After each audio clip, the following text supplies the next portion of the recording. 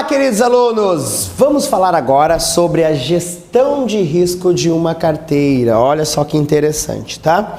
Imaginamos que o seu cliente está lá lendo o prospecto de um fundo de ações lá, pararam, e daqui a pouco ele chega na metade lá da página lá e vê uma coisa assim, ó. VaR igual a 1% com 95% de confiança.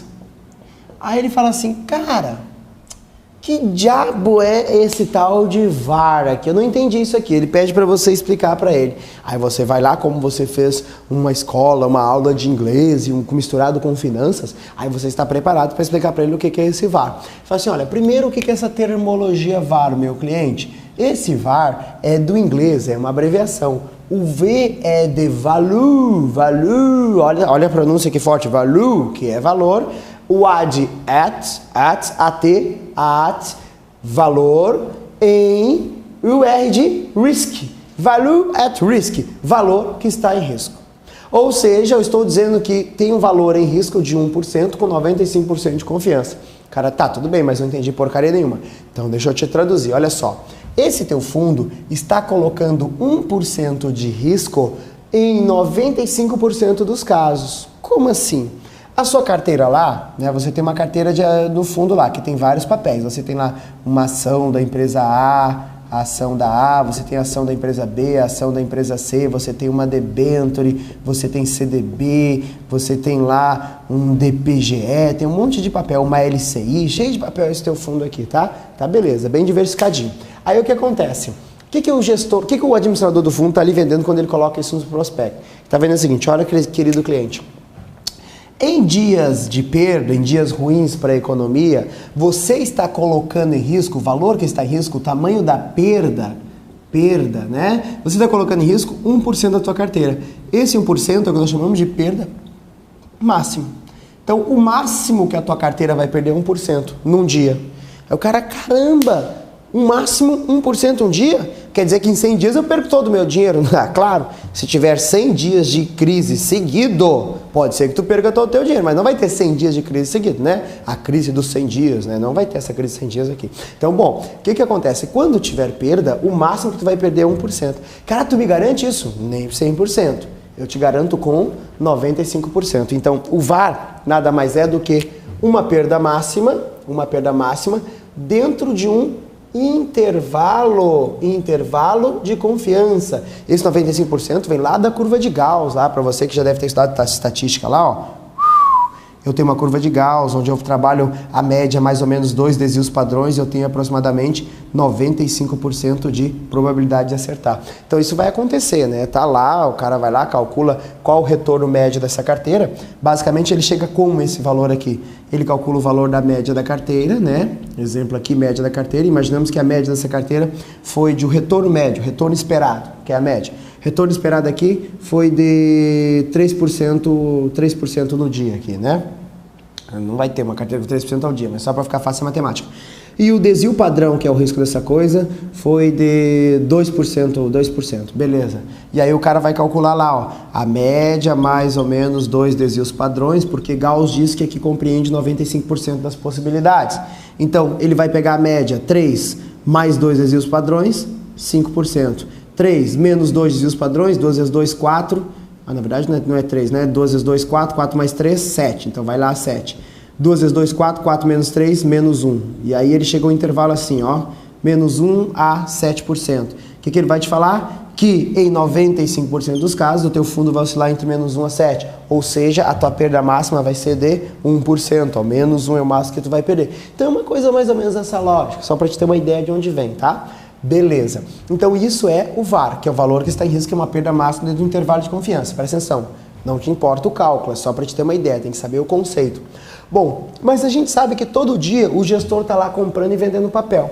Daqui a pouco ele vai lá, eu não quero mais esse CDB que está rendendo muito pouco, agora eu quero colocar um título público federal, LFT aqui, eu não quero mais esse que é mais seguro e tal, eu não quero mais essa ação da empresa B, eu quero comprar a ação da empresa X, e assim eu vou indo. Isso é X, deve ser do Eike Batista, tudo tem X. Então assim eu vou trabalhando com minha carteira.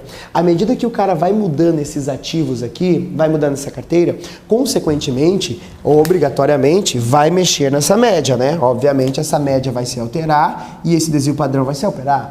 Então se a média altera e o desvio padrão altera, consequentemente, essa perda máxima dentro desse intervalo também vai alterar. Então presta atenção, para isso se faz necessário todos os dias calcular, o fundo todos os dias vai calcular qual é o tamanho do risco, né? Então eu vou calcular qual é o meu risco. Agora como? Fazendo uma coisa chamada backtesting, tá? Presta atenção que back não é aquela coisa que as pessoas que vão pra praia gostam de usar lá, não. Não é aquela coisa que as pessoas usam na praia lá, não. Back tem nada a ver. Esse back aqui é de passado, é do inglês, também não é da banda Backstreet Boys.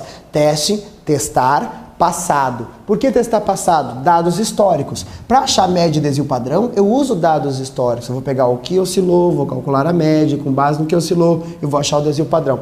Então, com base nesses dados históricos, eu vou novamente testar a carteira e ver se a perda realmente é de 1%, ou se é mais ou se é menos. Então, para que serve o backtest? Olha só que interessante. Backtest, ele vai testar, né? Ele vai validar, testar ou validar, como vocês queiram, o meu modelo de risco. Qual é o modelo de risco? Nesse caso, o meu VAR. Ele vai testar o VAR. É uma ferramenta de teste do VAR. Se em algum momento esse backtest testou lá e calculou, nossa, hoje a perda é de 2% com 95% de confiança, caramba, eu vendi para o cliente no prospecto que o máximo que o fundo ia perder era 1. Mas agora, segundo o backtest, porque eu fiz essas trocas aqui na minha carteira, o fundo está perdendo 2%. O que vai acontecer? Vai acender uma sirene? Puta, alguma coisa tem que fazer, porque está no VAR, está no prospecto, eu prometi para o cliente, eu estou perdendo mais que eu deveria. O gestor vai ter que fazer algo. Ou ele compra de volta essas ações, desfaz o que aumentou aqui esse risco, ou ele vai no mercado futuro lá e faz um hedge lá no derivativos, faz uma proteção dessa laranja podre que está aumentando tanto esse risco. Professor, joga a laranja podre fora. Bom, mas às vezes uma laranja podre pode dar um suco gostoso, vai saber. Então eu posso proteger ela para não contaminar o resto. Cara, então eu vou fazer alguma coisa em relação a isso. Esse alguma coisa que o gestor vai fazer recebe o nome de, olha só, vou botar aqui na canetinha aqui o azulzinho, ó, recebe o nome de stop loss. O que é o stop loss? Pare de perder. O que é esse stop loss? Stop loss é o movimento, vou botar aqui, movimento feito pelo gestor do fundo para reduzir as perdas no qual ele está, né, correndo. Então, o stop loss faz com que o fundo aqui vai sair, essa perda minha de 2% vai sair e vou voltar para os parâmetros normais do VAR que eu vendi para o meu cliente. Olha que interessante. Eu vendo para o meu cliente uma perda máxima. Olha, meu fundo está perdendo máximo 1% ao dia. Eu testo todos os dias para ver se eu estou dentro do que eu vendi para o cara. Essa ferramenta de teste recebe o nome de backtest. A perda máxima que eu vendi para o cara recebe o nome de VAR, Value at Risk. Beleza? Aí, meus amores, olha só, eu vou testando. Se em algum momento no meu teste eu descobrir que esse VAR aumentou e ultrapassou o que eu vendi para o cara, aciona-se o stop loss. O que é o stop loss? É uma ferramenta do gestor para reduzir, é um movimento feito pelo gestor para reduzir essas perdas do VAR. Tudo bem? Para finalizar, imagina que o gestor quer saber qual é o máximo que o fundo pode perder. Como assim? Bom, aqui eu tenho uma perda máxima dentro de 95% de confiança. E se der os outros 5% de confiança? Qual é o tamanho da perda? Né? Daqui a pouco o fundo está perdendo 20% num dia de ultra mega crise, que é a exceção da exceção. É o 5% mais foda da crise. Então, bom, para saber o tamanho dessa perda aqui, o gestor vai usar uma outra ferramenta, o fundo vai usar uma outra ferramenta chamada Stress Test. O que é o Stress Test, professor? Professor, já estou ficando estressado com essas coisas. Caramba, relaxa, vai tomar um suco, vai brincar com a criança, abre o Facebook, voltou. Agora, olha só, Stress Test é um teste que o cara vai fazer similar ao backtest. Qual é a diferença do stress test para o backtest? O backtest eu uso os dados do passado e não mexo neles. O stress test eu vou mexer nesses dados, eu vou dar não vou pegar os dados em linha reta normal, eu vou pegar os dados mais estressados do mercado, eu vou pegar a parte ruim do mercado. Ao invés de ter uma oscilação de uma ação de queda de 2% que acontece no dia a dia, eu vou ter uma queda de 10% que acontece em cenários de mega crise, como subprime, por exemplo. Ao invés de fazer o dólar subir 5%, eu vou fazer o dólar subir 10%, 15%. Então eu vou usar taxas estressadas, a fim de que descobrir o tamanho da perda além dos limites do VaR. Então presta atenção, para que serve o nosso backtest? Testar o VaR normal para ver se estou dentro do VaR. E o stress test, ele vai testar as perdas além do VaR. Não confunda, tudo bem? E sem estresse, certo? Então, essas são as ferramentas de gestão de uma carteira, VaR, falamos em backtest, falamos em stop loss e fechamos com stress test. Tranquilos? Então, beleza. Ó, foi lindo. Beijo, até a próxima.